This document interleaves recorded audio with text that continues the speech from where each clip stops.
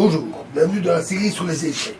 Donc, toujours les parties qui illustrent les caractéristiques des pièces. Et ici, une partie entre Witkowski et Pachmann lors d'un match Pologne-Tchécoslovaquie qui s'est joué à Prague en 1955. C'est une partie espagnole, donc E4, E5, cavalier F3, cavalier C6, fou B5, A6, fou A4, cavalier F6, roc, B5, fou B3, D6, C3, fou E7, tour E1, roc, D4, fou G4, D5, cavalier A5, fou C2, C6, D prend C6, dame C7. Jusque-là, tout est coup tout à fait correct. H3, fou E6, un très bon coup. Alors on peut dire que c'est le premier coup qui n'observe pas les règles théoriques. Dans les situations analogues, le fou est habituellement retiré en H5. Mais à cet endroit-là, il est moins actif. Et il peut être poussé à tout moment par G4. Le seul désavantage d'installer le fou en E6 est que les blancs peuvent chercher à l'échanger par cavalier G5. C'est d'ailleurs ce qui s'est produit dans cette partie. Mais il apparaît cependant qu'après F prend E6, donc après l'échange, la colonne F semi-ouverte pour les noirs est pour eux une compensation plus que suffisante pour la perte de la paire de fous. Cavalier B, D2, cavalier prend C6, cavalier G5. En fait, ce coup est probablement une erreur. Dame E2 était nettement plus fort. Si les noirs veulent alors forcer la poussée D6, D5, ils doivent d'abord jouer tour E8 pour défendre le pion E5 qui sera menacé. À ce moment-là, il peut suivre cavalier G5 qui devient très bon. Et après D5, cavalier E6, F prend E6. Et après le retour de la tour en F8, les noirs ont dû perdre 2 temps.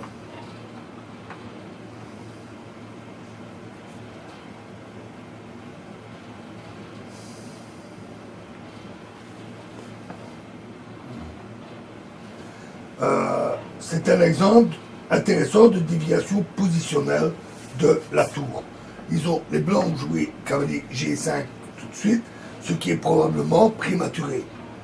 D5, cavalier prend E6, F prend E6, cavalier F3, H6.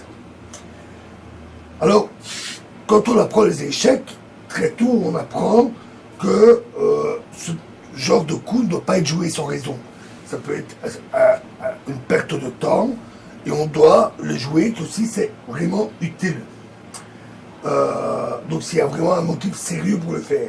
Mais s'il y en a un, sans ce coup préventif, les blancs pourraient jouer l'échange, fou G5, et puis fou prend F6.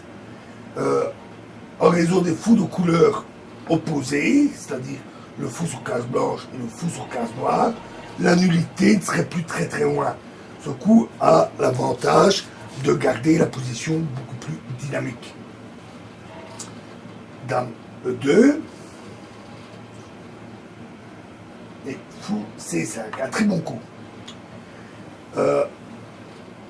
C'est là qu'intervient ce que nous avions dit au départ. Dame E2 aurait dû être joué plus tôt.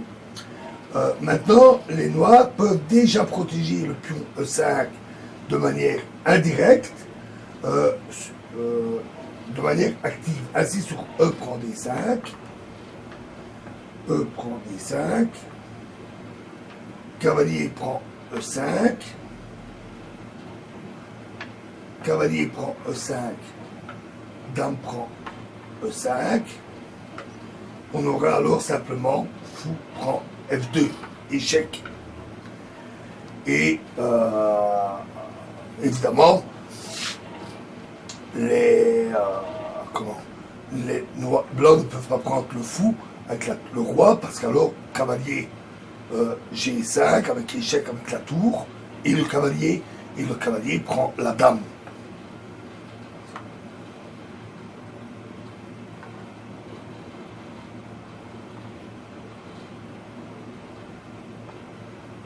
Remettons nos pièces.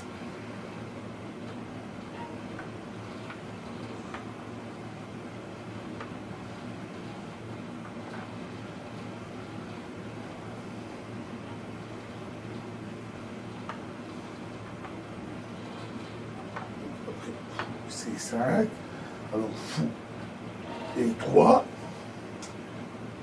D4, fou D2, D prend C3, B prend C3.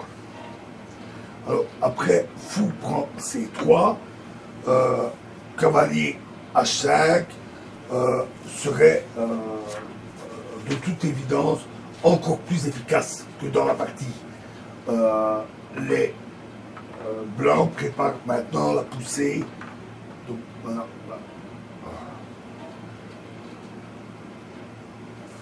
Avec après B prend C3, les blancs vont maintenant préparer A4 de façon à avoir du contre-jeu à les dames. Cavalier H5, fou B3, dame E7, A4, cavalier A5, tour B1. Alors, il semble maintenant que cette action des dames soit couronnée de succès pour les blancs. Les noirs ne peuvent pas protéger le pion B5. Après, B prend A4. On aurait alors tour prend A4. Cavalier prend B3 et tour prend B3. Et le pion A6 serait extrêmement faible.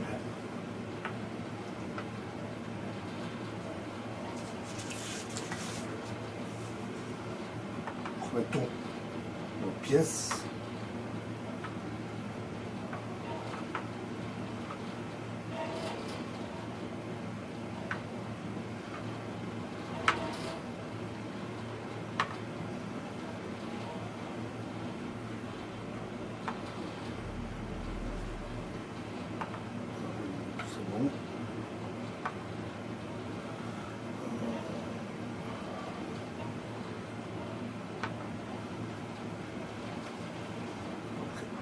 C5, fou E3, D4, fou D2, B prend C3, B prend C3. Donc fou B5, pardon, cavalier H5, fou B3, dame E7, A4, cavalier A5 et tour B1. Donc, comme j'ai dit, le pion B5 ne semble pas pouvoir être protégé. Mais, en réalité, les pièces noires sont maintenant déjà prêtes à une contre-attaque tout à fait tactique. Tour D8. Alors, ici, c'est un sacrifice de pion qui est basé sur le sacrifice de qualité. Après A prend B5, il s'en suivrait tour prend D2, cavalier prend D2,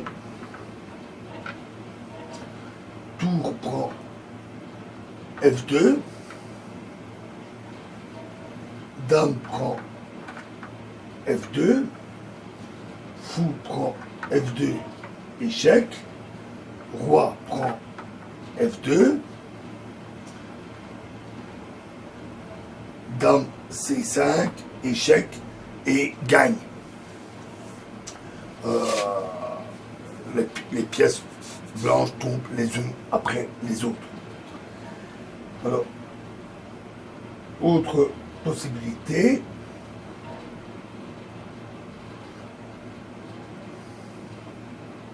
remettons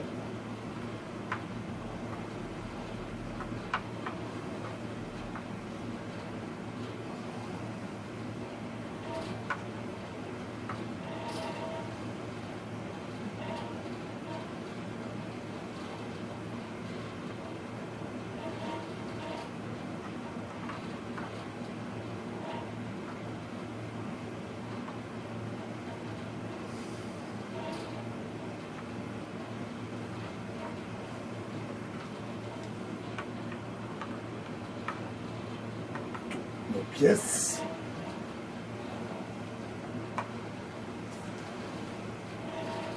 Donc, sur A prend B5.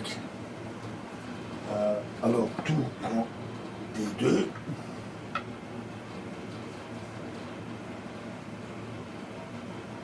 Et sur dame prend D2. Alors, cavalier prend B3. Tour prend B3.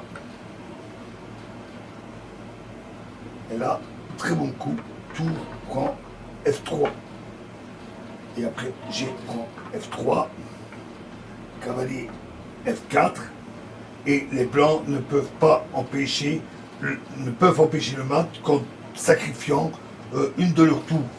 Par exemple, roi F1, dame G5, dame C2, dame G2, échec, roi E1, dame G1, échec, etc. Ou encore sur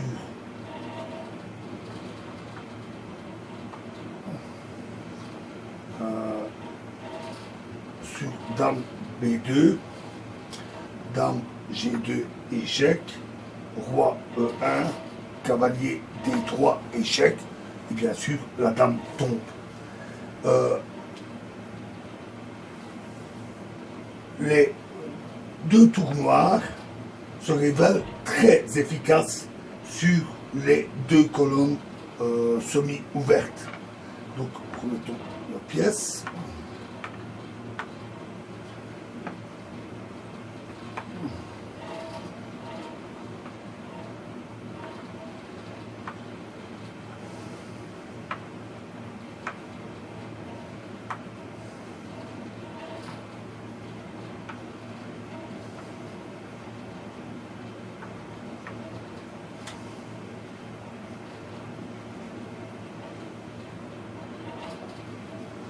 Voilà. Donc après tour à D8. Donc alors les blancs ont joué fou E3. Fou prend E3. Alors dommage pour ce fou attaquant, mais l'offensive continue tout à fait sans ce fou. Dame prend E3. Et maintenant cavalier F4. Alors ça menace à nouveau tour D3. Et après, dame E1, dame tour prend F3, et après, cavalier prend E5, cavalier prend E5, c'est interdit à cause de dame G5, qui menace le mat et le cavalier.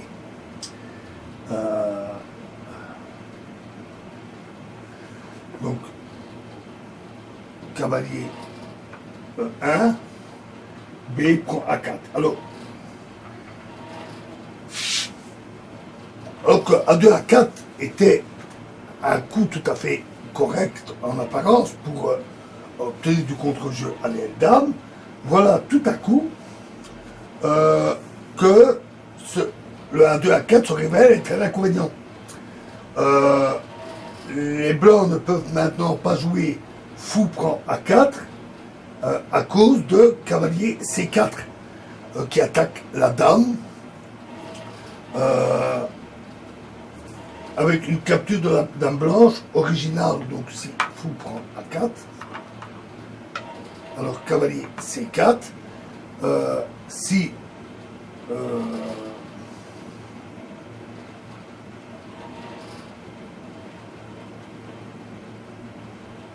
avec une, ouais, je disais donc bien avec une capture tout à fait originale de la dame. Et sur tour prend A4,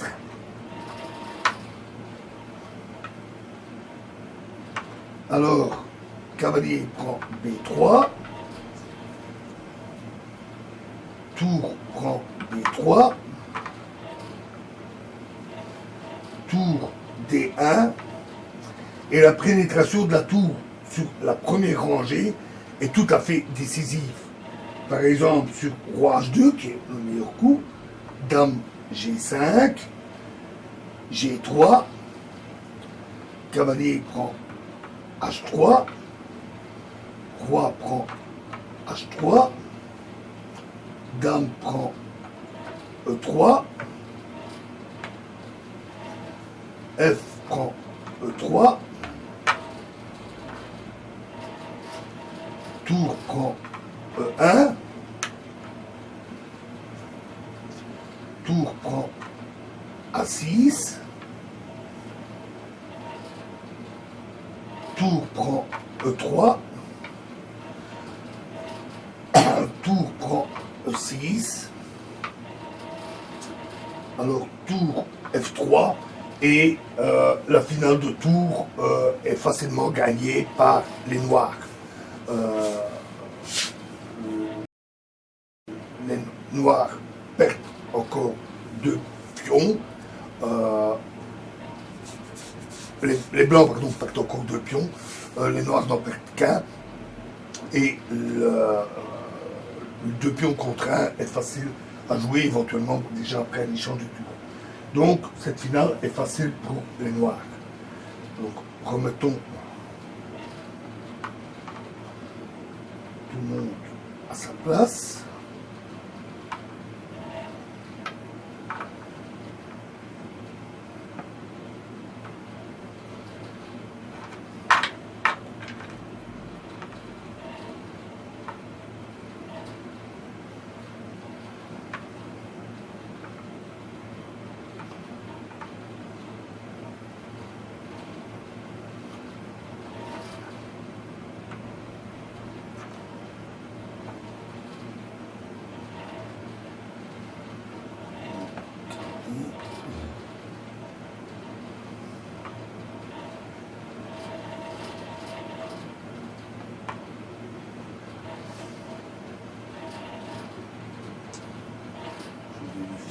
Si tout est bien en place.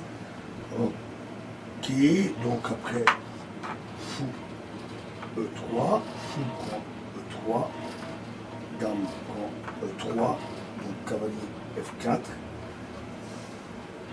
cavalier E1, et donc B prend A4. Et donc ce pion ne peut pas être pris. Donc fou A2, dame G5, qui renouvelle à nouveau la menace de tour D3. Donc tour D1, cavalier B3, tour B1, tour prend D1, tour prend D1, tour D8, tour prend D8, échec, dame prend D8, cavalier F3, dame D1, échec, roi H2, dame E2,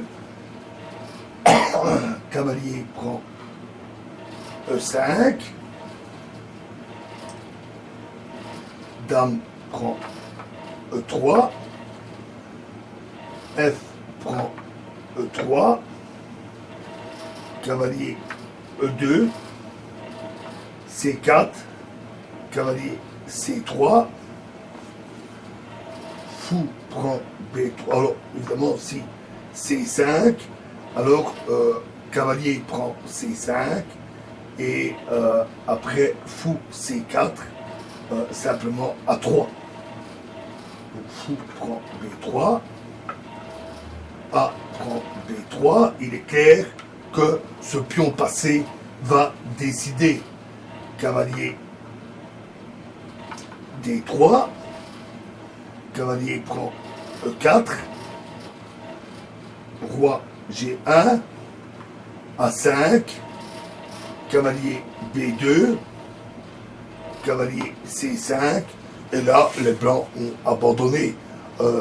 Ils ne peuvent pas empêcher l'avancée du pion en A4 et puis l'avancée des pions passés, le roi blanc étant beaucoup trop loin. Voilà, et nous verrons une autre partie dans la prochaine vidéo. Je vous remercie.